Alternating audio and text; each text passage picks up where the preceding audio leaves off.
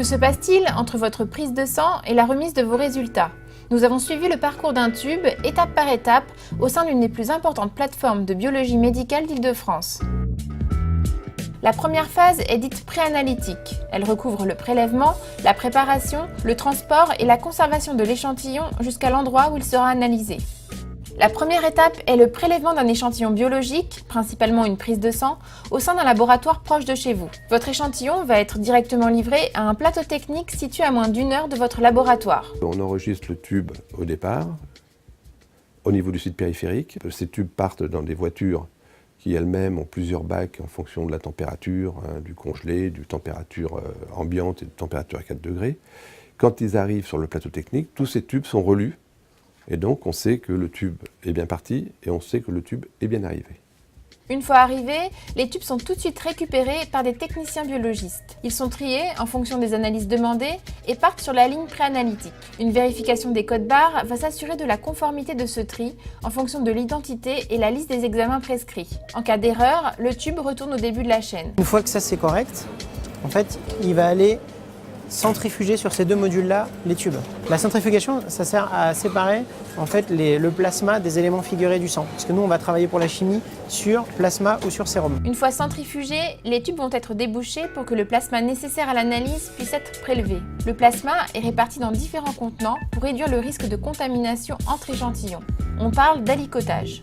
Les alicos, c'est une partie du plasma qu'on va prendre pour le mettre là-dedans. Donc là, il va prendre la quantité de plasma. C'est adapté en fonction du nombre d'analyses. Plus il analyse, plus il va prendre de plasma, évidemment. Et il va les disposer dans les godets. Évidemment, godet à usage unique, il change à chaque patient. Les tubes primaires sont rebouchés et archivés. Les alicos partent sur la ligne d'analyse appropriée. On distingue les analyses de chimie, glycémie, sodium, potassium, urée, créatinine, cholestérol et les analyses dédiées au dosage des marqueurs tumoraux et des sérologies virales ou bactériennes. Débute alors la phase analytique qui correspond à l'analyse proprement dite de l'échantillon. Cette tâche sera réalisée par un automate spécialisé dans un certain type d'analyse. Au niveau de l'automate, il va y avoir une seringue qui va prendre une partie du plasma du patient et une autre seringue qui va prendre un réactif qui correspond à l'analyte que l'on veut doser, qui va les mélanger et donc le dosage va se réaliser dans la cupule. La cupule en fait c'est une petite cuvette dans laquelle a lieu la réaction. En chimie, c'était plus des réactions avec des apparitions de réactions colorées, avec des réactions chimiques qui se produisent.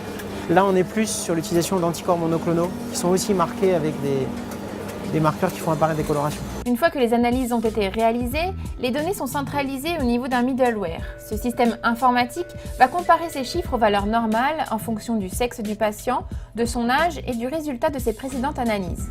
Si les résultats du patient sont validés, ils sont adressés au laboratoire qui a fait le prélèvement. S'il y a une anomalie, le dossier va être bloqué et un technicien va s'assurer que l'analyse a été correctement réalisée.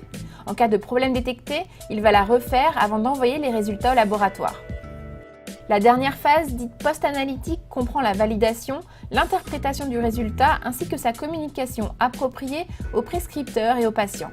Concrètement, le biologiste de votre laboratoire vous rend vos résultats et répond à vos questions.